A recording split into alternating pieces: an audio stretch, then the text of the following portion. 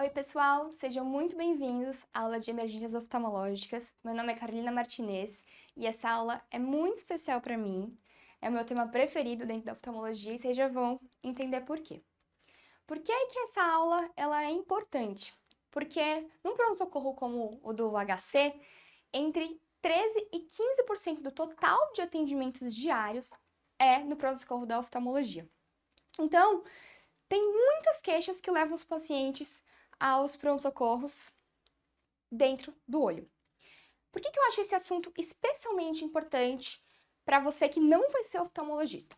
Porque quando se trata de assuntos ambulatoriais, é muito fácil escrever uma cartinha, encaminhar para o oftalmo e tá tudo resolvido. O paciente falou que não está enxergando bem, encaminha para o oftalmo e pronto.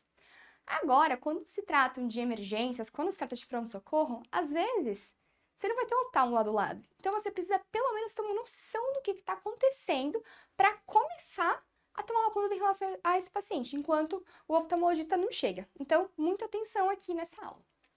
As causas mais frequentes de procura por atendimento oftalmológico no pronto-socorro são olho vermelho, dor ocular, baixa subteracuidade visual, traumas oculares e diplopia.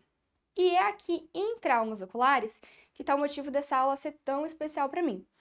Além da oftalmologia, eu fiz cirurgia geral no HC.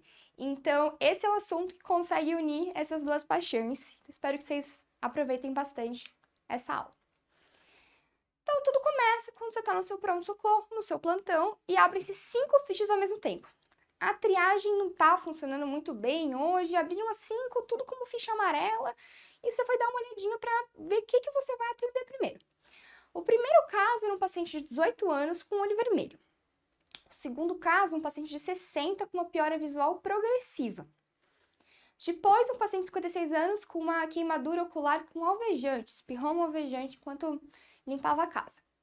Um paciente de 40 com diplopia e um paciente de 5 anos com dor ocular.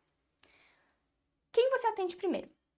Aqui, pessoal, não pode ter dúvida, e esse é o motivo pelo qual eu quero começar a aula já com esse tema. Queimadura ocular tem que ser a nossa prioridade no pronto-socorro. Aqui o tempo vai ser essencial.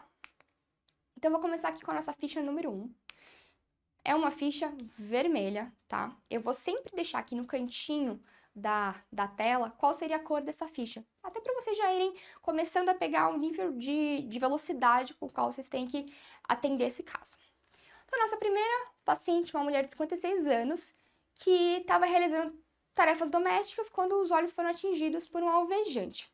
Ela chega no pronto-socorro com queixos de dor intensa, lacrimejamento e sensação de corpo estranho. Ao exame oftalmológico, é isso que a gente vê. Uma córnea totalmente opaca, não conseguimos ver o limbo direito, uma hiperemia conjuntival importante e uma baixa de acuidade visual considerável. Queimadura ocular. O que a gente precisa saber? Lembrar que uma queimadura é um trauma. Evidentemente, nesse caso, que espirrou alvejante no olho, não precisa de avaliação da cirurgia geral. Mas tem casos, às vezes, de principalmente queimadura térmica, que o paciente sofreu queimaduras extensas na face e abre a ficha pela oftalmologia. Então, aqui é essencial lembrar de pedir avaliação da cirurgia geral quando relevante. Vamos falar de queimaduras químicas e queimaduras térmicas. Queimaduras químicas, elas podem ser causadas tanto por bases, e aí nesse caso, o mecanismo da queimadura vai ser pela saponificação, quanto por ácidos. E no caso dos ácidos, é por desnaturação de proteínas. E um conceito que a gente tem que ter é que as queimaduras por base são sempre mais graves que as queimaduras por ácidos, justamente por conta desse mecanismo. É questão clássica de prova essa. As pessoas tendem a achar que é o oposto, que o ácido gera uma queimadura pior, e não. Sobre queimaduras térmicas. As queimaduras diretas do globo ocular, elas são raras. Por quê? Porque o nosso corpo é inteligente, a gente tem um reflexo de fechamento palpebral. O mais comum vai ser a observação de lesões na pálpebra. O paciente tem que ser encaminhado ao oftalmologista se tiver uma suspeita de corpo estranho, se tiver uma lesão direta do globo, mas como eu disse, não é o mais comum.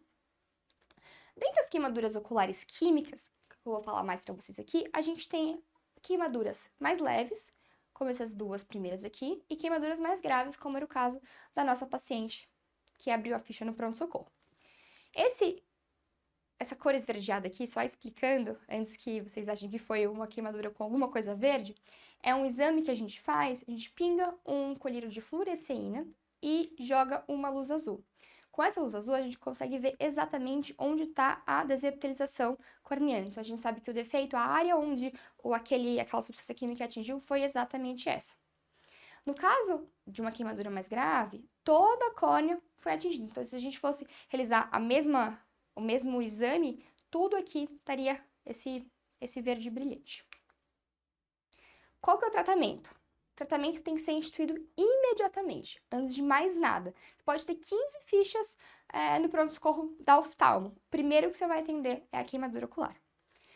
Antes de mais nada, descartar a perfuração. E daí a gente entra num outro caminho que eu já vou falar com vocês mais à frente. E depois, lavagem abundante desse olho com Ringer lactato. Quando eu digo abundante, é 30 a 60 minutos. Então, o mínimo de 2 litros até o pH normalizar. Se não tiver Ringer, pode ser soro. Se não tiver soro, pode ser água de torneira, mas idealmente a gente usa Ringer. Lembrar que queimadura ocular dói muito. A córnea, ela é muito enervada, então ela dói bastante. Então, é importante usar anestésico tópico e limpar muito bem os fórnices, porque se a substância continua nos fórnices, o processo de queimadura vai se perpetuando. E uma observação muito importante, nunca, jamais tentem neutralizar uma substância ácida com uma substância básica ou vice-versa. Por quê? Aí acontece aquela reação exotérmica que a gente aprendeu no ensino médio. E é gerado muito calor e isso piora muito mais a queimadura. Perfeito, fizemos isso no pronto-socorro. Como que eu vou seguir esse paciente? O que eu vou dar para ele usar em casa? No caso de uma queimadura leve, lubrificantes, antibiótico profilático, normalmente a gente usa a ciprofloxacina, prednisolona e atropicamida se o paciente tiver dor. Pedir para ele retornar em 48 horas. E se for uma queimadura moderada ou grave, como essas aqui que a gente viu, que tem uma opacidade corneana, pode ter também posso observar reação de câmara anterior, que a gente consegue ver umas células ao microscópio na câmara anterior. Posso ter também um aumento da pressão intraocular. Em todos esses casos que a gente chama de uma queimadura moderada ou grave, eu vou fazer todas as mesmas coisas que eu fiz na queimadura leve e vou associar doxiciclina, ascorbato, timolol se tiver aumento de pressão intraocular. E nesses casos eu vou rever esse paciente diariamente no pronto-socorro. Na oftalmo a gente tem esse hábito que não é tão comum em outras especialidades, de pedir para o paciente retornar com bastante frequência. Tem paciente que retorna 4, 5 vezes no pronto-socorro. Perfeito. Atendida essa ficha, vamos para a nossa segunda ficha, que é uma ficha amarela. É um homem de 37 anos que teve um trauma no olho direito há 3 horas enquanto ele estava martelando um prego na sua casa. Já aviso que a imagem não é das mais bonitas de se ver, mas o paciente chega assim para você dentro do seu consultório.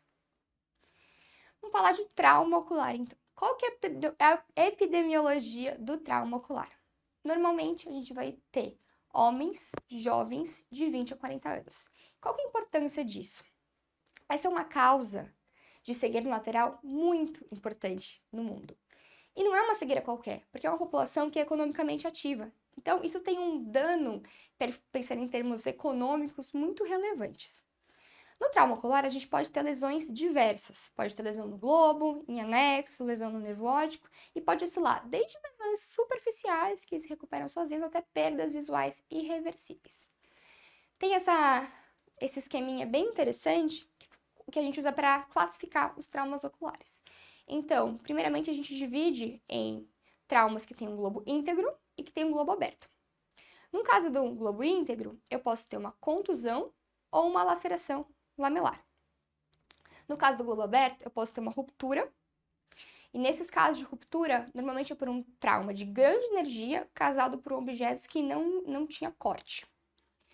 E eu posso ter também uma laceração. Na laceração, a gente divide em 3 categorias. Eu posso ter um trauma penetrante, um corpo estranho intraocular e um trauma perfurante. E como é que eu diferencio o penetrante do perfurante? No penetrante, eu tive algum objeto que entrou e não saiu, então ele está lá dentro. O penetrante e o corpo estranho intraocular, eles caminham juntos. E o perfurante, eu tive uma entrada e uma saída. Então, eu não vou ter um corpo estranho intraocular lá dentro. Falando especificamente desse trauma que a gente teve. A gente teve esse paciente que estava martelando um prego, causando um trauma ocular penetrante. Então, tinha um corpo estranho intraocular. Aqui, a gente consegue ver bem claramente que houve uma perfuração, né? Que a gente tem conteúdo intraocular saindo claramente. É importante, nesses casos, antes de mais nada, questionar o paciente. Qual que é o tipo de corpo estranho? É algo magnético? É algo produtor de reação inflamatória leve ou grave? É um material inerte ou não? É um material puro ou impuro? Porque isso vai mudar a nossa conduta. Se é um pedaço de um vegetal, se é uma bala, se é prego, todas essas informações têm que ser tiradas direitinho do paciente. Qual que vai ser a nossa conduta? Primeiro, de mais nada, nós temos acho que esse é um dos temas mais populares dentro desse tema, que é o curativo oclusivo não compressivo, o famoso copinho. Não sei o que fazer com esse paciente, então não piore o que já está ruim. Pega o copinho, passa o esparadrapo e deixa o paciente aguardando. Por que a gente faz isso? Para evitar que coce, que haja um deslocamento do corpo estranho ainda maior lá dentro e cause um dano ainda maior nesse olho. Depois, não tem um oftalmologista no plantão. Chega um paciente desse, coloquei o copinho. Depois, vou pedir uma tomografia de crânio e órbitas. Aqui a gente consegue ver na imagem bem claro corpo estranho intraocular. Vou internar esse paciente, colocar ele em jejum, e aqui é importante deixar esse paciente em repouso absoluto. Então, a gente precisa caprichar nos analgésicos e no antieméticos para evitar manobra de valsalva. Eu não vou deixar uma dipirona se necessário, eu vou deixar dipirona de horário. Eu vou otimizar ao máximo para esse paciente não fazer esforço. E por que isso? Para que eu não tenha conteúdo ocular saindo mais ainda. Além disso, a gente vai fazer antibiótico profilático, então levofloxacina, 500mg EV uma vez ao dia. E, a depender do status vacinal, a vacina antitetânica. E, evidentemente, quando o oftalmologista estiver disponível, fazer o reparo cirúrgico. Vamos para a nossa terceira ficha, também uma fichinha vermelha. Essa é a história de um homem de 60 anos que estava assistindo o treino do filho de beisebol e ele foi atingido por uma bola durante o treino, há 30 minutos.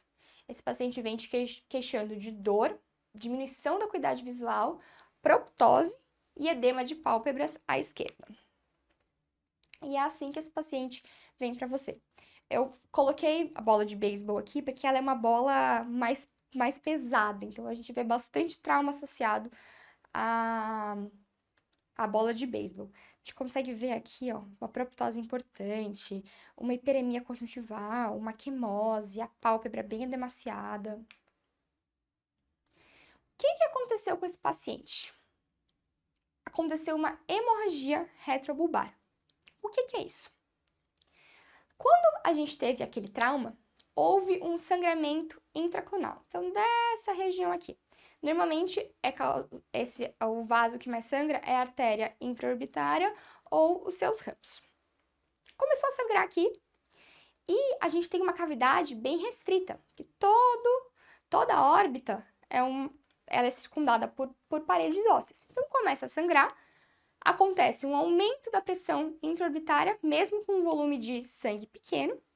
Isso gera uma síndrome compartimental, e é aquele mesmo conceito que a gente tem da cirurgia geral, da ortopedia, da síndrome compartimental. O olho começa a ser empurrado para frente e o nervo também começa a ser pressionado.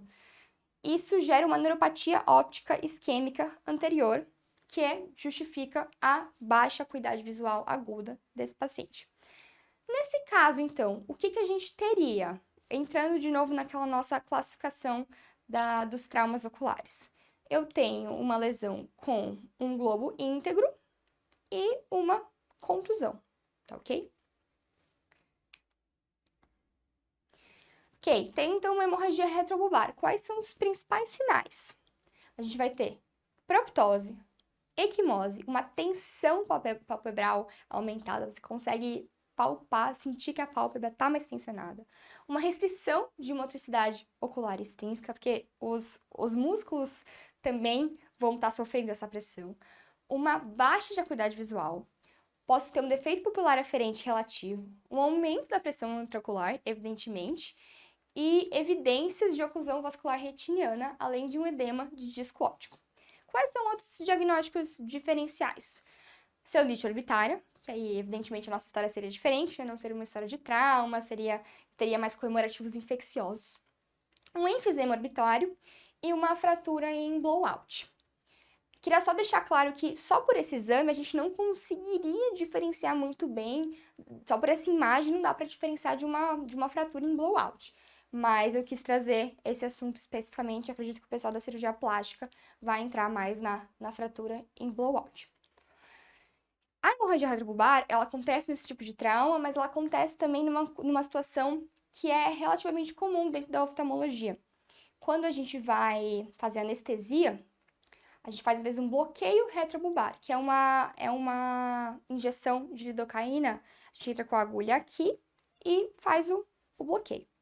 Só que caso haja uma lesão de vaso, você pode ter também uma hemorragia retrobulbar, nesse caso dentro do consultório do oftalmologista. Não é uma coisa que a gente vê bastante, mas que acontece.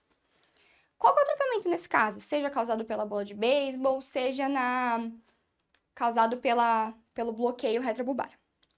Aqui é essencial lembrar que tempo é visão. Eu tenho nervo sendo comprimido. Isso não pode esperar. O que vai ser feito? A descompressão por meio da cantotomia lateral e da cantólise. Isso tem que ser feito em menos de 90 minutos. A cantotomia lateral, a gente consegue ver nessa figura aqui, que realmente é com uma tesourinha, você abre da conjuntiva até a pele, e a cantólise, que é a abertura do canto medial. O que acontece? Assim que são realizados esses dois procedimentos, a pálpebra se afasta completamente do globo. Então, o olho ganha espaço. Quando ele ganha espaço, o nervo para de ser comprimido. Pode até acontecer uma drenagem espontânea do sangue represado. Não é sempre que vai acontecer, mas pode acontecer. E depois, você fez um corte. E aí? Bom, na maioria dos casos, ocorre cicatrização por segunda intenção, então a nossa menor preocupação é esse corte em si. O que a gente quer é descomprimir a órbita e evitar um dano no nervo maior. Vamos para a nossa quarta ficha. Nossa quarta ficha é uma das histórias mais comuns que a gente pega no pronto-socorro da oftalmologia. Um homem de 45 anos estava soldando metal há 2 horas e do nada teve um desconforto no olho. Eles não estavam usando o EPI adequado, como nessa imagem aqui, e ele procura o pronto-socorro por lacrimejamento e sensação de corpo estranho. Isso é tão comum, principalmente entre pessoas que trabalham com metal, que às vezes a gente vai examinar o paciente e ele fala, já tirei 4, 5 vezes. E mesmo assim eles não usam o EPI, acreditem se quiser. Ao exame, a gente consegue ver aqui, bem claramente na córnea, o causador desse desconforto. Então vamos lá, corpo estranho corneano. Quais são os sintomas principais? Eu vou ter dor, uma sensação de corpo estranho, evidentemente, sensação de areia, fotofobia, hiperemia conjuntival, que a gente consegue ver bem aqui nessa imagem, e um lacrimejamento. Ao exame, a primeira coisa que eu vou fazer é o quê? Avaliar a acuidade visual. Na grande maioria das vezes, a acuidade visual vai estar mantida, e é o que eu espero mesmo. Ela vai ter reduzida quando esse corpo estranho estiver no eixo visual. E por que é importante avaliar a acuidade visual? Para eliminar a possibilidade de uma lesão intraocular. Então, o nosso segundo passo é exatamente esse, avaliar a localização, a profundidade e ver se tem lesões associadas na lâmpada de fenda. Com a lâmpada de fenda, a gente consegue realmente fazer uma fendinha bem fininha. E aí a gente consegue ver o quão profundo na córnea tá esse corpo estranho. É bem claro ver se ele está superficial ou se ele está entrando mesmo a cavidade. E outra coisa que é muito importante, que muita gente esquece, sempre everter as pálpebras e inspecionar os fones. Porque se o paciente vem com essa queixa, você examina, não vê nada na córnea, fala, deve ser qualquer coisa, pinga um lubrificante e manda ele embora. E aí você acaba perdendo corpo estranho que fica aqui na córnea. Isso irrita muito e muita gente esquece de fazer. Essencial é verter as pálpebras. Então, na ausência da evidência de perfuração corneana, que é o que a gente vê em outro caso, o que a gente vai fazer? Primeiro, aplicar anestésico tópico. Vai pegar uma agulhinha de insulina, dobrar ela. Por que a gente dobra? Porque se deixar ela retinha, existe um risco de você iatrogenicamente perfurar o olho. A gente não quer isso. Então, a gente pega uma agulhinha de insulina, dobra ela e remove o corpo estranho na lâmpada de fenda sob o anestésico tópico. É uma coisa bem tranquila, é muito gostoso de fazer, porque você resolve o problema do paciente rapidamente. Outra coisa que é importante, além de tirar o corpo estranho em si, é remover o máximo possível o halo ferruginoso. Se tiver caído um corpo estranho aqui a 15 minutos, provavelmente não vai ter, mas às vezes os pacientes demoram um tempo para procurar ajuda, então já chega a formar um halozinho de ferrugem. Então é importante dar uma raspadinha e tirar todo o halo de ferrugem, que também pode causar muito desconforto. Aí a gente deixa o que para casa? A gente prescreve um colírio antibiótico de amplo espectro, a gente gosta de fluoroquinolona, e deixa uma pomada oftalmológica reptilizante. E é essencial também, tem que fazer parte da sua consulta, por mais que a maioria dos pacientes acabem não seguindo a sua orientação, é usar equipamento de proteção individual. Isso, claro, vou voltar aqui, na ausência da evidência de perfuração corneana. Corpo estranho corneano que tá lá superficial. Perfeito. Mais uma ficha, você tá dominando o PS. Chegou mais uma ficha amarela para você. O que a gente tem? Essa senhorinha aqui, super simpática, de 80 anos, procura o pronto-socorro muito preocupada. Ela chega assim, preocupadíssima, e ela percebeu que o olho dela tá sangrando. Sangue vermelho vivo no olho direito, hoje de manhã. Não dói, não piora a acuidade visual, mas ela tá muito preocupada. Ela te conta também que ela é tabagista, 40 anos maço, e que ela tosse muito durante a consulta. Você vê que ela tosse, muitas crises de tosse durante a consulta. Aí você vai ver o exame, é isso que você vê. É um pouquinho chocante à primeira vista, né? É sangue no olho, a gente não tá acostumado de ver, mas esse é um dos casos mais tranquilos que a gente tem no pronto-socorro. Isso é um hiposfagma. Hiposfagma é uma hemorragia subconjuntival. Ela pode ser causada por traumas de intensidade variável, mas às vezes acontece até espontaneamente. Esses traumas podem passar desapercebidos. Os pacientes não contam uma associação com trauma, a maioria das vezes. Pode ser também uma manobra de valsalva. Então, por exemplo, tosse, que era o caso dessa nossa paciente, vômito intenso, constipação intestinal, tudo isso pode causar essa pequena hemorragia conjuntival. Muita gente fica com medo que seja um aumento de pressão, um pico de pressão, então procura o pronto-socorro tenso por conta disso, mas dificilmente tem associação a condições sistêmicas. Normalmente é uma coisa local mesmo, não tem a ver com hipertensão na maioria das vezes. Só que é uma coisa dramática, né? O paciente procura atendimento imediatamente e você explica para ele que isso é uma coisa que se resolve sozinho, você passa um lubrificante para melhorar o desconforto, mas o principal tratamento aqui vai ser a orientação. Falar que realmente isso pode acontecer, demora vários dias para reabsorver, vai mudando a cor, e é isso. Essencial no hiposfagma, não tem diminuição da acuidade visual e não tem dor. Se tiver qualquer um desses dois, vamos pensar num outro diagnóstico diferencial.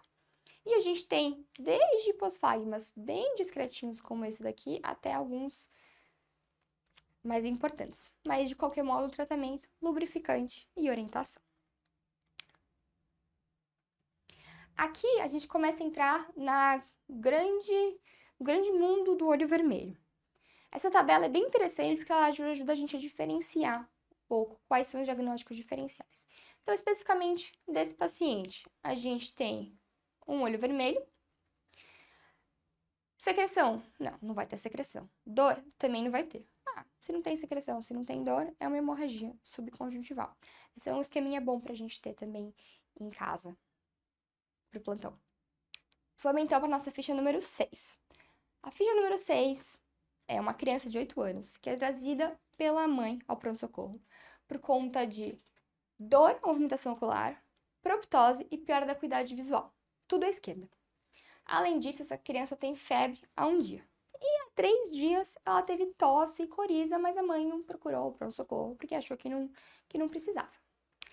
Ao exame, é isso que você vê.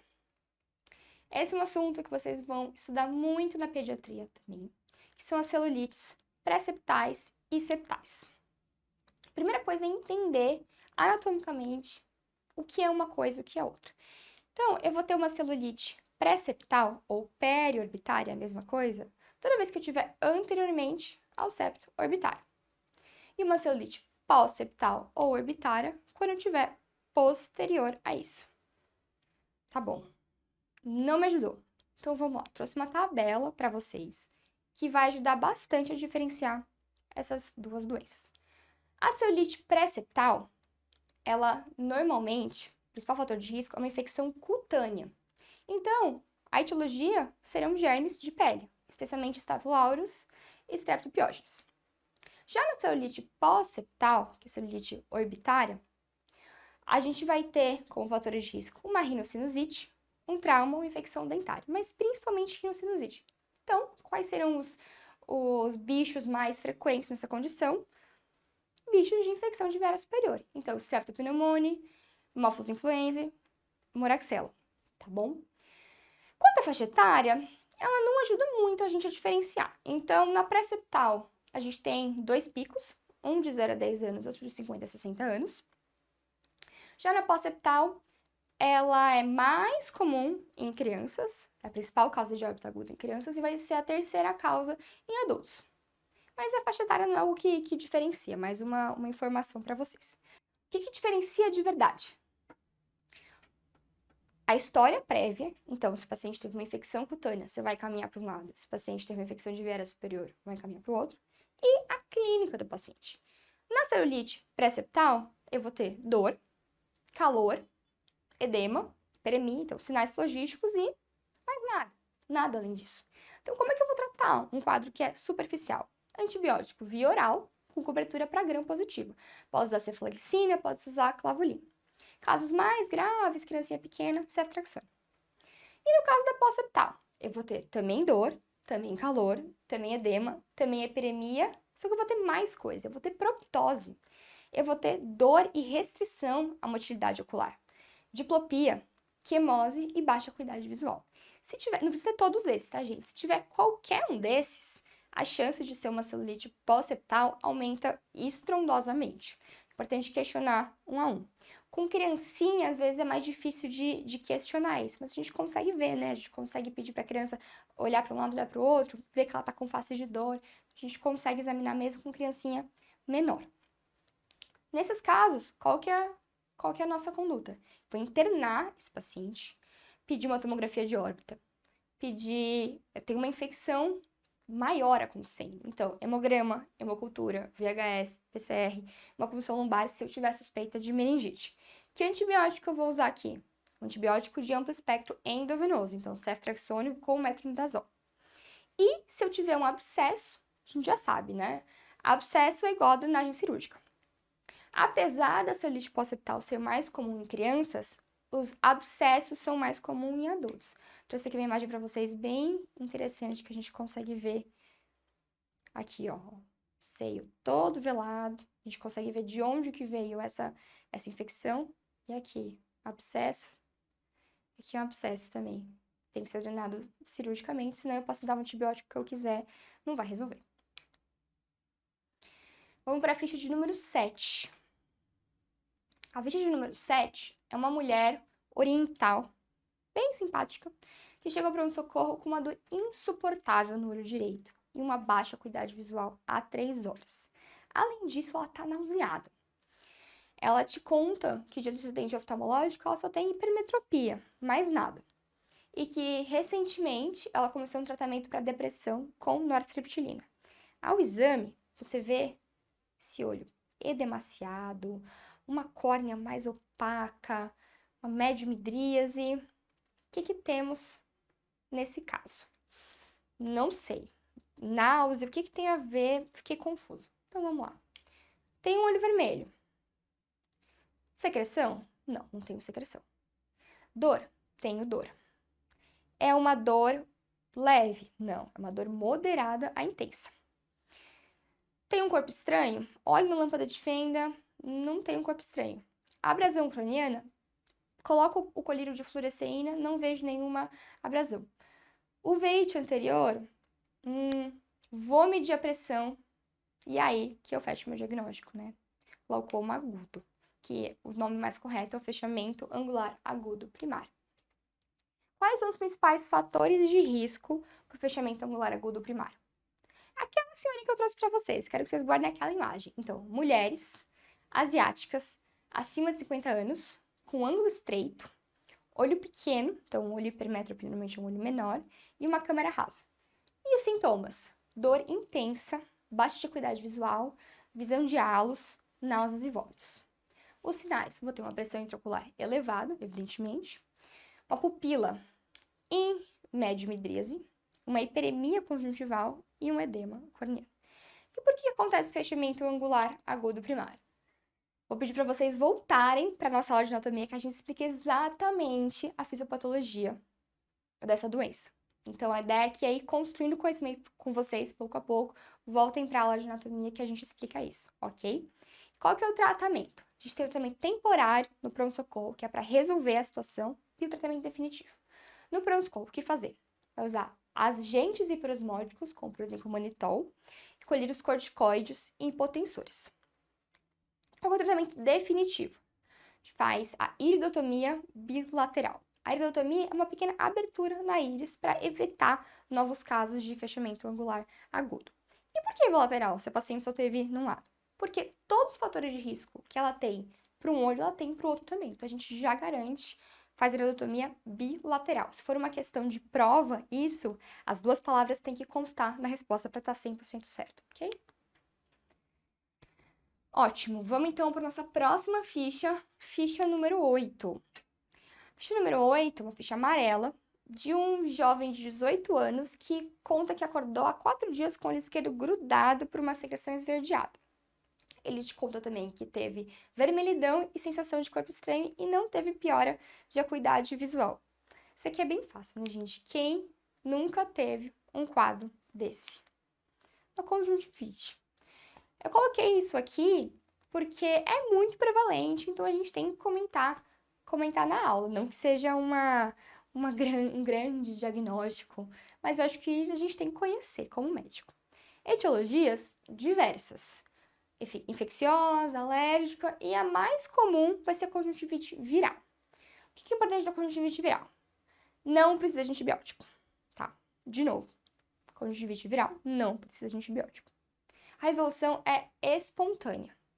Então, o que eu vou dar para esse paciente são sintomáticos. Então, vou deixar um lubrificante, deixar uma compressa fria, vou pedir para ele fazer a higiene e descontinuar o uso de lente de contato até a resolução.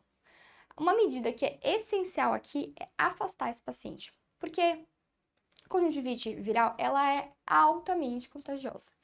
Então, salientar que não pode compartilhar objetos de uso pessoal, não pode compartilhar toalha, que toda vez que levar a mão aos olhos, lavar direitinho a mão.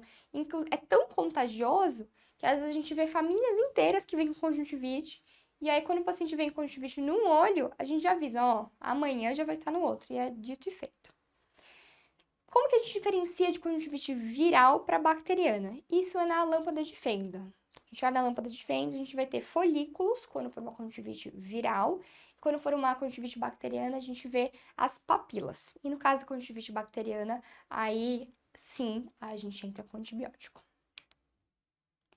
Ficha número 9, seu plantão tá quase acabando.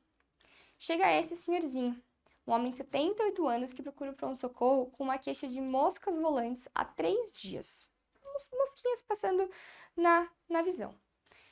Depois disso, ele também começou a ter uma piora da acuidade visual aguda e flashes de luz no olho esquerdo. Ele nunca teve isso antes. Além disso, ele conta bem claramente para você que parece que tem uma cortina se fechando no olho dele. De antecedente oftalmológico, ele é um paciente de 78 anos, então já teve catarata, já fez a cirurgia de catarata, né, que é a facoemulsificação com implante de lente intraocular em ambos os olhos há 8 meses. Mas a cirurgia correu tudo bem. Aí você examina por fora, não vê nada. Quando você vai examinar o fundo de olho, você vê isso. Retina descolando. Então, o que é o descolamento de retina? Tão famoso. Descolamento de retina é a separação da retina neural do epitélio pigmentado da retina. Se você ficou com dúvida, volta na aula de anatomia que a gente explica direitinho tudo isso. Tem vários tipos de descolamento de retina. Ele pode ser regmatogênico, quando eu tenho uma rotura. Ele pode ser exudativo, tracional ou misto. Mas aqui vamos focar no descolamento de retina regmatogênico. Os fatores de risco para essa condição são a alta miopia. Então, paciente jovem que tem descolamento de retina, sem nenhuma história de trauma, o mais comum é ser um alto míope. Outro fator de risco importante é um trauma ocular ou craniano. Um descolamento de retina regmatogênico no olho contralateral. Lembra que em medicina, sempre assim, né? Se teve uma vez, pode ter de novo. Paciente pseudofáscico ou afáscico, que é o caso do nosso paciente. O que é pseudofáscico? Pseudofáscico é um paciente que foi retirado o cristalino, no caso a catarata, e colocado uma outra lente no lugar. Quando tem uma lente intraocular, é um paciente pseudofáscico. Quando foi retirado o cristalino, mas não colocado no lugar, é um paciente afáscico. E uma pessoa que nunca foi operada do cristalino é um paciente fáscico, ok? E também uma cirurgia intraocular prévia. Esses são os 5 principais fatores de risco que a gente tem para o descolamento de retina regmatogênico. Como que é o tratamento definitivo? Vai variar de acordo com muitas coisas, que aí já é aprofundar demais com vocês. Depende do aspecto, da complexidade do descolamento, o que esse paciente tem de prévio, se a mácula ainda tá mácula ON, que a gente chama, ou seja, houve um descolamento da mácula também. Muitas coisas a serem consideradas, mas alguns do tratamento são retinopexia laser, a retinopexia pneumática, a intraflexão escleral e o mais famoso, mais conhecido aqui é a vitrectomia parsplana. Aqui a gente tem um intraoperatório de uma vitrectomia. Então, aqui o pré-operatório, a retina descolada, e o pós-operatório com a retina aplicada. E por fim, está quase indo embora, já arrumando suas coisas, abre a ficha número 10, uma ficha vermelha para você. Um homem de 71 anos, vê aí na imagem, com uma perda visual súbita. Ele te conta, assim, dia e horário que a visão dele diminuiu muito. Unilateral e indolor. É um paciente que tem muitos antecedentes, muitas comorbidades. Ele é hipertenso, diabético, obeso, tabagista e sedentário. Por fora também você não achou nada demais. E no fundo de olho você vê isso. O que a gente tem aqui? A gente tem... Eu trouxe aqui uma imagem de uma retina normal para vocês entenderem a diferença. A gente tem uma atrofia da retina, perdão, uma palidez da retina importante. A gente tem uma mácula em cereja, a diferença aqui da mácula é a mácula aqui. E o nervo também borrado. O que é isso? Se trata de uma oclusão da artéria central da retina. Quadro muito dramático, muito importante conhecer esse diagnóstico. Quais são os sintomas? Então, a perda visual súbita é intensa. Então, é um paciente que enxergava antes 1,09 e vai para conta-dedos. Como é que a gente faz essa classificação? Só para explicar brevemente. Quando o paciente não consegue ver a tabela de Snellen, a gente começa a ver se ele consegue contar dedos a 3 metros, depois 2, 1 metro. Quando ele não consegue nem contar dedos, a gente testa se ele vê movimento de mão. E se não vê movimento de mão, a gente joga luz para ver se ele tem percepção luminosa. Então, quando a gente diz que é um paciente que tem uma qualidade visual de conta-dedos a percepção luminosa, é realmente uma qualidade visual muito precária. Pior que isso, seria só o sem percepção luminosa, né? Que é realmente não consegue perceber nem a luz. Então, essa perda visual, além de súbita, ela é o quê? Ela é unilateral, ela é indolor e ela pode ser precedida por crises de amaurose fugaz. O que é amaurose fugaz? O paciente fica um pouquinho sem enxergar, depois volta, um pouquinho sem enxergar, depois volta. Sinais que eu vou ter, todos aqui. Uma retina pálida, opaca, edematosa, a mácula em cereja, e eu posso muitas vezes ver também um defeito aferente relativo quando eu for examinar as pupilas. Qual é a etiologia? Temos algumas etiologias, mas o mais comum é a embolização de êmbolo de colesterol, que vão advir de placas ateroscleróticas da carótida. Qual que é a conduta nesse caso? Essa é a parte mais triste. A gente não tem nenhum tratamento com evidência científica que consegue restabelecer a circulação retiniana. Só que, se for uma baixa de acuidade visual em menos de 24 horas, tem algumas medidas que a gente usa para tentar mover de lugar esse êmbolo, como, por exemplo, a paracentese da câmara anterior, a massagem ocular e o manitol, tudo na tentativa de movimentar o êmbolo. Mas, como eu já disse, nenhum tratamento é de fato efetivo. Outra coisa que é importante é que, dada a morbidade sistêmica que a gente viu que o nosso paciente tinha, é importante solicitar uma avaliação da clínica, porque se a artéria central da retina está obstruída desse tanto, quais outras artérias também não podem estar obstruídas? Então, esse é um caso que a gente precisa conhecer. Espero que um dia a gente consiga tratar isso de uma maneira mais eficiente. Trouxe aqui algumas questões para a gente finalizar a aula. Então, vamos lá. Questão número 1. Sobre trauma ocular, pode-se afirmar, exceto quando há sinais de lesão corneana, porém não se visualiza o agente agressor, a inversão da pálpebra superior à procura do agente é hiperativa? Perfeito. Sempre inverter a pálpebra superior. B. Em caso de hipotonia ocular com extensa hemorragia subconjuntival, deve-se aventar a hipótese de perfuração escleral, mesmo que não seja possível visualizar material intraocular na área externa do globo? Faz todo sentido, né? Se eu tenho hipotonia ocular, provavelmente alguma coisa perfurou esse olho. Senão, não faz muito sentido. C. Em caso de trauma com vegetais, deve-se pensar em contaminações por fungos? Sim, verdadeiro. E D. Na presença de ifema, a abordagem cirúrgica está sempre indicada para retirar o sangue da câmara anterior? Não sei o que é ifema. E. Traumas contusos podem causar baixa visão após o desenvolvimento da neuropatia? Sim. Nossa alternativa correta é a alternativa número D. O que é o ifema? Ifema é quando eu tenho sangue na câmara anterior. A abordagem cirúrgica não é indicada sempre. Muitas vezes isso é reabsorvido sozinho. Tem indicações bem específicas. Então, se você vê só uma quantidade pequena de sangue, não recobre o eixo visual, você não aborda cirurgicamente. Deixa que resolve sozinho, tá bom? Questão número 2. Quanto à queimadura ocular, é incorreto afirmar: A. Lesão por substância alcalina, em geral mais grave que por substâncias ácidas? Sim. B. O acometimento das células limbares não afeta o prognóstico desses casos? Não sei. C. Irrigação copiosa é medida fundamental? Com certeza. D. Catarata e glaucoma podem ser complicações de uma queimadura? Faz sentido, né? E.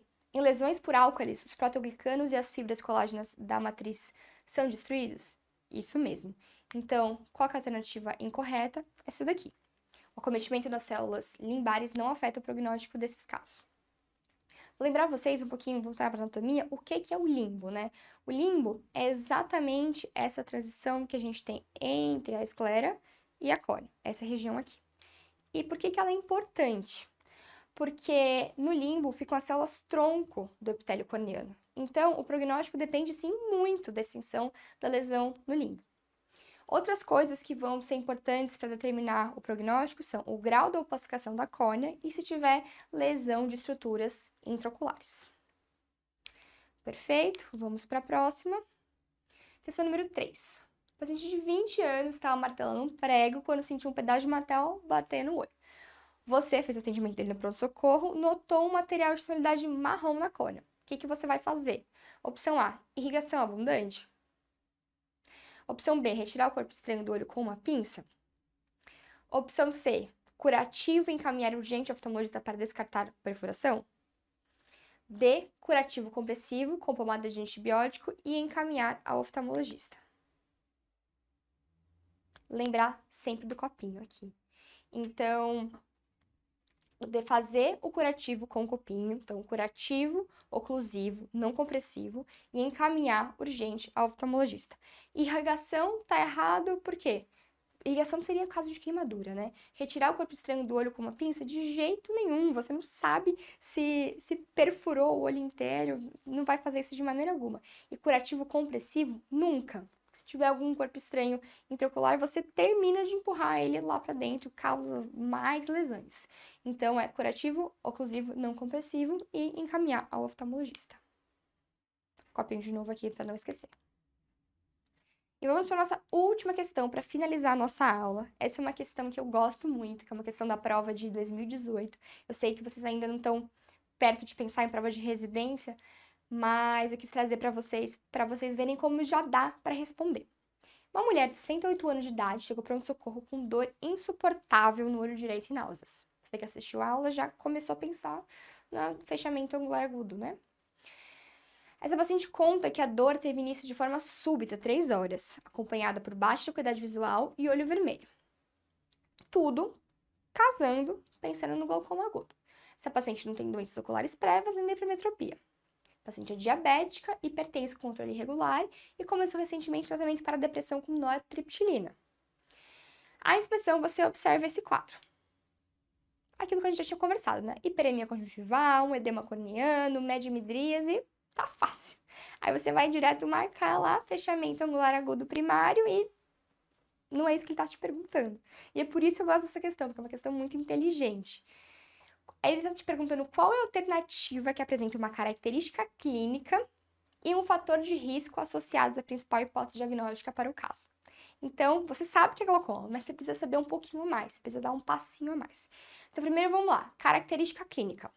Edema de córnea? Perfeito. Esse paciente tem edema de córnea, é compatível com fechamento angular agudo primário. A ausência de midríase fixa? Não, é o oposto. Já vou eliminar a alternativa B, porque eu tenho midríase fixa. C. Tensão óculo-digital normal? Não sei nem o que é isso. Tensão óculo-digital é uma medida que a gente usa para estimar a pressão intraocular. Evidentemente, a melhor maneira é medir a pressão intraocular com o tonômetro, mas a gente consegue, comparando aqui, tocando a pálpebra do paciente, se você comparar com os dois olhos, você percebe quando está aumentado. É realmente algo bem subjetivo, mas dá para ter uma noção. Num paciente com glaucoma agudo, pressão nas alturas, eu vou ter tensão óculo digital normal? Não, vai estar aumentado. E hipermetropia? De fato, o paciente tem hipermetropia, mas isso não é uma característica clínica, isso é um fator de risco. Então, já sei que a resposta é a alternativa A. Vamos ver só o outro lado. Fatores de risco. Idade maior de 60 anos? Perfeito. Se o paciente tem esse fator de risco, é um fator de risco mesmo para o glaucoma agudo. Uso de antidepressivo tricíclico? Sim, também é um fator de risco. Tanto a paciente dessa questão, quanto a nossa paciente do pronto-socorro, de uma das nossas fichas que a gente acabou de atender, também tinha iniciado o uso de antidepressivo tricíclico. Sexo feminino? Também é um fator de risco. Hipertensão? Não. Hipertensão sistêmica não tem relação, não é um fator de risco com um fator de risco para glaucoma. Então, a nossa alternativa aqui é a alternativa A. Questão muito interessante, não é fácil, mas dá pra gente aprender bastante com ela. Por fim, queria falar para vocês que 99% do conteúdo dessa aula veio aqui desse livro, Manual de Condutas em Pronto-Socorro de Oftalmologia, livro do HC, muito interessante, rapidinho, é bem gostoso de ter para consultar no pronto-socorro. Queria agradecer a atenção de vocês, dizer que eu estou à disposição para dúvidas, que pode me mandar mensagem no Instagram. E até a próxima!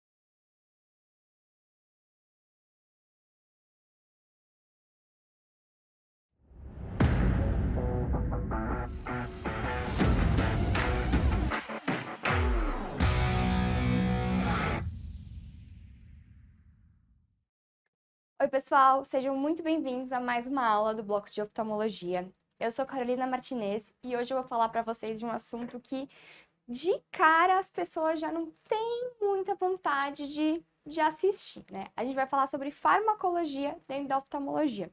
Mas calma, apesar das experiências traumáticas que você pode ter tido no terceiro ano da faculdade com esse tema, eu vou mostrar para vocês que é um tema bem interessante e muito importante para o futuro oftalmologista e ainda mais para o médico generalista. Então vamos lá. O que a gente vai falar nessa aula? A gente vai falar um pouquinho das medicações tópicas oculares e seus efeitos sistêmicos, e o inverso, as medicações sistêmicas e seus efeitos oculares. E vamos também falar sobre drogas de abuso. Começando então a nossa primeira parte.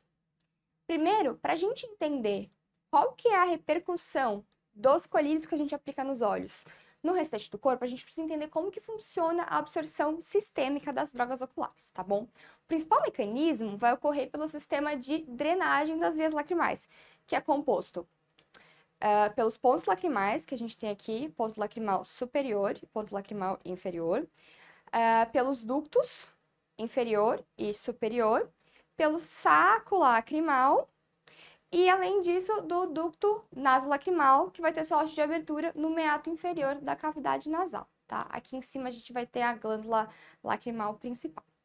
Por esse trajeto, qualquer colírio que a gente instilar na superfície ocular vai ser absorvido na circulação sistêmica e provocar efeitos colaterais. E não só colírios também, pomadas, géis, outras apresentações também vão conseguir chegar na circulação sistêmica. Isso acontece sempre? Não. A ocorrência desses efeitos vai depender da farmacocinética da droga, né, do volume de distribuição, da concentração e da quantidade aplicada e da sensibilidade do organismo àquele medicamento. Então, é por isso que a gente tem que ter muita atenção aos extremos de idade, em especial as crianças, que elas são menores, têm um menor volume sanguíneo, logo elas estão mais sujeitas a esses efeitos colaterais. E existe uma maneira da gente evitar, da gente diminuir essa absorção sistêmica? Então, aqui só mais uma imagem para vocês da anatomia aqui pra gente deixar bem claro. Ponto lacrimal superior, ponto lacrimal inferior, canalículo inferior, canalículo superior, aqui o saco lacrimal, aqui embaixo o canal lacrimonasal. É interessante, dá uma olhadinha no espelho, a gente consegue ver os pontinhos lacrimais superior e inferior. Ok, existe alguma maneira simples da gente diminuir essa absorção sistêmica? Existe. É o que a gente chama de oclusão do saco lacrimal. Para reduzir esses efeitos indesejados, principalmente nas crianças e indivíduos que vão precisar usar um colírio, apesar das contraindicações, a gente recomenda essa oclusão. Como é que isso é feito? Instilado o colírio, depois, com os dedos indicadores, é feita a compressão das asas nasais com esses dedos durante 1 minuto. Isso vai aumentar a absorção local da droga, então vai otimizar a ação do seu colírio e reduzir também a absorção sistêmica. Obviamente, isso não é 100%, né? Mas a gente tem um efeito considerável dessa medida simples. Então, vale a pena parar e explicar para o paciente essa manobra. Vou falar um pouquinho mais com foco para vocês os colírios antiglaucomatosos. Por que a gente vai focar nessas medicações? Porque o glaucoma é uma doença muito prevalente na população, uma doença crônica, então é um paciente que vai usar esse colírio a vida inteira. Além disso, os colírios antiglaucomatosos são muitos e tem muitos efeitos colaterais graves que podem acontecer. Então, vou passar pelas principais classes, tá bom? O primeiro que a gente queria falar são os beta-bloqueadores. Os beta-bloqueadores, como por exemplo o timolol, o efeito ocular vai acontecer pela redução da produção do neuropodo, certo? Dentre efeitos adversos, a gente tem bradicardia, arritmia, descompensação da insuficiência cardíaca congestiva, agravamento da asma e do DPOC. É bem fácil de decorar essa, né? Que medicação, dentre as várias que a gente dá para o paciente com asma, que medicação que a gente usa? Beta-2 agonista. Então, o beta-bloqueador está indo aí na contramão dessa medicação. Então, faz todo sentido agravar uma asma, um DPOC. Quais são as contraindicações? Casos de bloqueio atrioventricular de 2º e 3º graus, aqui eu trouxe um PAV de 3º grau para vocês, insuficiência cardíaca congestiva, asma e DPOC graves. É óbvio que nem tudo, em medicina, nem tudo é sempre, nem tudo é nunca. Então, assim, Temos pacientes com asma usando beta-bloqueadores? Temos. Tudo é uma questão de ver o controle dessa doença, quanto o controle da asma, né? O controle do glaucoma, tudo isso a gente vai pesando e vai devagar chegando no melhor equilíbrio para esse paciente. Próxima classe que eu queria conversar com vocês são os alfa-agonistas, como por exemplo a do brimonidina. Os alfa-agonistas também atuam por redução da produção do humor aquoso, assim como os beta-bloqueadores. Eles podem causar sintomas como sonolência, vertigem, fenômeno de Raynaud, que vocês vão ver bastante na reumato, insuficiência coronariana e cerebral. Então, o que está contraindicado nesse caso? Crianças abaixo de 1 ano, pacientes com história de angina, infarto e AVC, ok? Outra classe que merece essa atenção são os análogos de prostaglandina. E aqui eu trago para vocês a travoprosta como um exemplo. A redução da pressão intraocular ocorre pelo aumento da drenagem do humor aquoso, não pela redução da produção. Os efeitos colaterais são poucos e são raros, mas alguns deles são o broncoespasmo, alergias, uma reabsorção da gordura orbitária. Então, a gente vê um paciente que usou análogo de prostaglandina por muito tempo, é visível essa reabsorção de gordura, e uma hiperpigmentação palpebral. Um outro efeito colateral que muitas vezes não é nem visto pelos pacientes como algo ruim é esse alongamento dos cílios. Tem muitas pacientes, principalmente as mulheres, que ficam felizes com esse alongamento. O que a gente tem que prestar atenção nessa medicação também, em especial para as futuras ginecologistas e obstetras? Para gestantes, tem um risco aumentado de trabalho de parto prematuro. Então, essa medicação de jeito nenhum para gestantes, tá bom? Por fim, a última classe que eu queria comentar com vocês são os agonistas colinérgicos. Os agonistas colinérgicos, eles podem estar associados a arritmias cardíacas, broncoespasmo e descompensação do DPOC. E em recém-nascidos e crianças, podem provocar hipertermia e até crises convulsivas. Um exemplo dessa medicação é a pilocarpina. E por fim, um aviso importante é: quando a gente tem combinações de drogas que são muito comuns no tratamento para o glaucoma, então, por exemplo, a gente combina muito timolol com a dorzolamida, que é o inibidor da anidase carbônica, a gente tem que ter ainda mais atenção, porque eu posso ter efeito colateral às duas drogas. Então, atenção redobrada nesses casos. E, além disso, lembrar que nenhuma dessas classes que a gente citou são totalmente seguras durante a gestação ou a amamentação. Então, se a paciente engravidou, opa, dá um passo para trás, reavaliar as medicações antiglucomatosas, ok? Trouxe aqui para vocês um resumo, uma tabela. Não vou ficar lendo isso para vocês agora, mas é legal ter essa tabelinha para poder fazer uma consulta rápida quando necessário. Não precisa decorar, evidentemente. Vamos para a segunda parte, então, da nossa aula, que são as medicações sistêmicas e os seus efeitos oculares. É aqui que os futuros clínicos gerais têm que prestar muita atenção. Então, vamos falar um pouquinho então da absorção sistêmica das drogas oculares. Os medicamentos que são administrados por via sistêmica, seja ela oral, endovenosa, às vezes até tópica, podem atingir o globo ocular e provocar alterações oftalmológicas significantes. Portanto, é muito importante que antes da prescrição, por mais que você não seja oftalmologista, você pergunte brevemente sobre antecedentes oculares e tem que ter um conhecimento das medicações que mais comumente causam danos visuais. E para algumas medicações, essas associações são tão importantes que é necessário um segmento conjunto com o oftalmologista toda vez que se inicia o uso dela. Primeira medicação que merece nossa atenção são os corticosteroides. São usados em diversas especialidades médicas. Muito provavelmente você vai prescrever algum corticosteroide cronicamente para o seu paciente, a depender da sua prática clínica. A gente tem duas principais doenças que podem ser causadas pelo uso crônico de corticoides. A primeira é a catarata. Catarata, como vocês já sabem nas nossas aulas anteriores, é a opacificação do cristalino. Em geral, ela vai ser a primeira doença que vai aparecer, ela vai vir antes do glaucoma. Vai causar uma baixa de visão lenta e progressiva. A parte boa da catarata é que é uma doença que ela é reversível facilmente com cirurgia. Queria deixar um adendo aqui, que praticamente todas as pessoas vão acabar tendo catarata ao longo da vida. O uso de corticoide apenas acelera, adianta o surgimento da catarata. Então, às vezes a gente vê um paciente de 30 anos com catarata, não é uma coisa comum. Aí você vai questionar, é um paciente que usa corticoide cronicamente. E aí tudo faz sentido. A outra doença que a gente tem que comentar é o glaucoma. Esse aumento da pressão intraocular também vai se dar de forma progressiva e pode ocorrer até anos após o início da medicação. A incidência vai ser maior, né, em pacientes que usam concentração alta, então maior que 20 miligramas por dia, e por períodos prolongados, acima de 1 ano. O glaucoma, qual que é o grande problema dele, né? Existe um dano no nervo óptico que é irreversível. Por mais que a gente trate, a gente controle a pressão, o dano que foi gerado, a gente não consegue reverter. Por isso que é muito importante estar bem atento nesses casos. O que então a gente tem que fazer? Os pacientes em uso crônico têm que ser avaliados pelo oftalmologista periodicamente. O paciente que usa mais que 20 miligramas por dia vai ter que ser acompanhado pelo oftalmo a partir de 1 ano do início do uso. E se for uma dose menor do que essa, a partir do 2º ano, tá ok?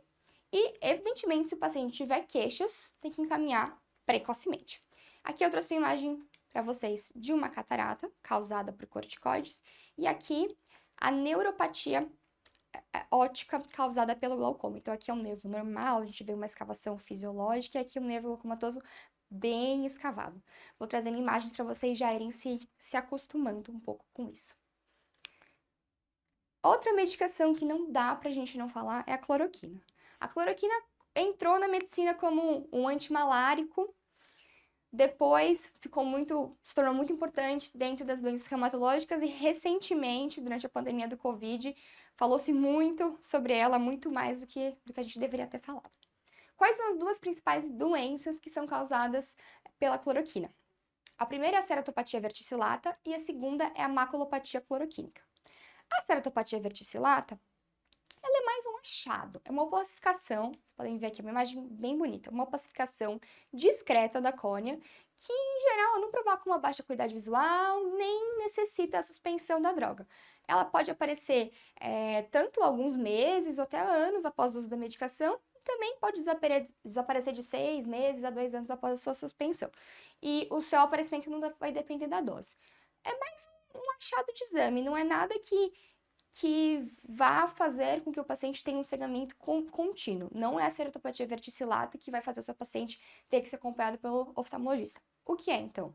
É a maculopatia cloroquínica. A maculopatia cloroquínica, ela pode causar uma baixa de acuidade visual grave e irreversível se não for identificada e se a medicação não for suspensa a tempo. O surgimento aqui é dose dependente, então a dose cumulativa de 4,5 mg quilo dia é o maior fator de risco. Uma alternativa, que muitas vezes a gente usa, é a hidroxicloroquina, porque ela tem uma menor toxicidade retiniana. A dose de risco é de 7 mg por quilo dia. O que acontece nessa doença? Histologicamente, vai acontecer um acúmulo de pigmento nas camadas mais externas da retina, juntamente à fóvea, causando sintomas como sombras bem no centro da visão, uma perda de visão de contraste e de cores. A gente tem 4 fases da maculopatia cloroquínica. Na primeira fase, o paciente nem tem alteração visual e na 4ª fase, o paciente tem sintomas bem importantes e a gente vê aqui a famosa maculopatia em bullseye, em olho de boi. Imagem bem bonita, bem marcante, acho legal guardar na mente. E o que a gente recomenda? Então, tem um paciente que está usando cloroquina, qual que é a recomendação? Antes do paciente iniciar o tratamento, ele já tem que ser visto pelo oftalmologista e tem que ser realizado exame de fundo de olho anualmente, tá ok? Aqui, novamente, trouxe para vocês uma tabela com diversas outras medicações, que acho bem interessante. E aqui tem para todos os gostos. A gente tem anticonvulsivante para os neuros, a gente tem para os infectologistas o etambutol, a gente tem todas as especialidades médicas aqui nessa tabela. Sobre o etambutol, é uma questão já bem batida de prova de residência, né? Um paciente que começa o tratamento com um tratamento de tuberculose, começa o esquema RIP e aí tem uma baixa de acuidade visual e perguntam qual medicação que mais provavelmente causou. E daí a gente lembra como o etambutol, o etambutolio, que é o que causa neuropatia óptica. Só para lembrar vocês. Mas vale a pena também ter essa tabela para uma consulta eventual. Vamos falar, enfim, de drogas de abuso. Um dos assuntos mais interessantes aqui. Primeiramente, falar da cocaína. O que a cocaína pode causar dentro do sistema visual? alucinações visuais, oclusão de artéria central da retina e neovascularização retiniana. Se você está na dúvida, não sabe o que é oclusão de artéria central da retina, volta na nossa aula de emergências oftalmológicas que a gente fala bastante sobre isso, tá bom? A ideia é ir somando cada vez mais o conhecimento. Depois, a maconha. Além da dilatação e da hiperemia ocular, que já é bem amplamente conhecida, a maconha tem um efeito ocular controverso, que é a redução pressórica. Já foi pensado em utilizar essa medicação, essa droga com fins terapêuticos, né, para pacientes com glaucoma, mas, no entanto, nesse momento a gente ainda não tem evidência científica que suporte esse seu uso na prática clínica, mas não deixa de ser interessante. E o tabaco causa diversas alterações oculares, então acelera a catarata, DMRI, que é a doença macular relacionada à idade, arteriosclerose, que evidentemente não é uma alteração ocular, mas que vai agravar vasculopatias retinianas, e neuropatia óptica também, em especial a neuropatia tabaco-álcool, que quando ocorre a utilização dessas duas drogas em conjunto, vai resultar em escotomas no campo de visão central. Agora, falando especificamente do álcool, a gente sabe que o álcool leva a uma hipovitaminose A, que no olho pode causar anictalopia, que é uma piora da visão noturna, por conta de um defeito dos bastonetes da retina. E, além disso, gera olho seco, porque lesa as células caliciformes da conjuntiva. A associação com o consumo do tabaco, como a gente acabou de falar, pode levar a essa neuropatia óptica tabaco-álcool. E, por fim, falando das anfetaminas, elas podem causar alucinações visuais e midríase. A midríase, por sua vez, pode resultar no fechamento do seio camelular, gerando o fechamento angular agudo, que é o que a gente chama de glaucoma agudo, em olhos que já têm uma predisposição. Esse é um outro assunto super interessante, é uma urgência oftalmológica, a gente fala bastante disso na aula de pronto-socorro. Vamos fazer algumas questões para treinar. A primeira questão: quais dos seguintes efeitos colaterais está frequentemente associado ao uso de antiglaucomatoses da classe dos beta-bloqueadores? Fenômeno de Raynaud? A gente viu que não. Taquicardia? Também não faz sentido. Descompensação da ECC? Interessante. Sonolência? Não. Então, descompensação da insuficiência cardíaca congestiva é a resposta aqui. Outra questão: o uso crônico de cortisona sistêmica pode causar catarata? Sim. Hiperpigmentação foveal? Não, tá confundindo com outra droga que a gente também viu. Glaucoma? Sim. Escotoma central? Não. Catarata e glaucoma? Perfeito. E, enfim, córnea verticillata e bullseye? Não, aí já seria a cloroquina. Terceira questão: assinale as medicações que têm associação com a córnea verticillata. A gente já sabe que é a cloroquina e a amiodarona, tá? A cortisona eu coloquei para enganar vocês, não tem a ver. A gente falou disso, que a cortisona vai ser responsável pelo glaucoma e pela catarata, não vai ter nenhuma correlação com a córnea verticillata. Agora, assinale a alternativa correta quanto à relação entre drogas de abuso e efeitos oculares. A maconha pode causar elevação da pressão intraocular? Falso. É o oposto, leva a uma redução. B, a cocaína pode levar a quadro de oclusão vascular retiniana? Interessante. C, o cigarro é fator protetor para a degeneração macular relacionada à idade? Não precisa nem ter assistido a aula para saber que você está errada, né? E D, o consumo excessivo de álcool está frequentemente associado a oclusões vasculares retinianas? Não tem a ver, é a cocaína que pode levar a quadro de oclusão vascular retiniana. Última questão para a gente terminar essa aula. Qual alteração ocular provocada pela cloroquina que torna a avaliação oftalmológica obrigatória em seus usuários? Ceratopatia verticillata? A cloroquina causa ceratopatia verticillata, mas ela não é responsável por tornar a avaliação oftalmológica obrigatória, né? A alteração periférica da retina? Não. Maculopatia. Perfeito. Essa questão ela é bem interessante, porque um aluno que estudou mais ou menos, vê a ceratopatia verticillata, já marca e passa para a próxima. Mas um aluno que entendeu realmente o peso dessas diferentes doenças, acerta. Para finalizar, o que eu queria que vocês levassem para casa dessa aula? sempre interrogar sobre o uso de medicações oculares durante a anamnese. Quando você for tirar a história, o que o senhor toma para pressão? O que o senhor toma para diabetes? E colírio, o que pinga? Que a gente sempre esquece. Até os oftalmologistas esquecem. Segundo, sempre desconfiar que uma droga sistêmica pode estar causando alguma repercussão ocular. Nos casos mais frequentemente associados a manifestações oculares, que foram os que a gente comentou aqui em aula, encaminhar o oftalmologista antes do surgimento de qualquer sintoma, e é essencial esse acompanhamento conjunto, clínico e oftalmologista. Queria agradecer a atenção de vocês e dizer que eu estou à disposição para dúvidas, e até a próxima aula.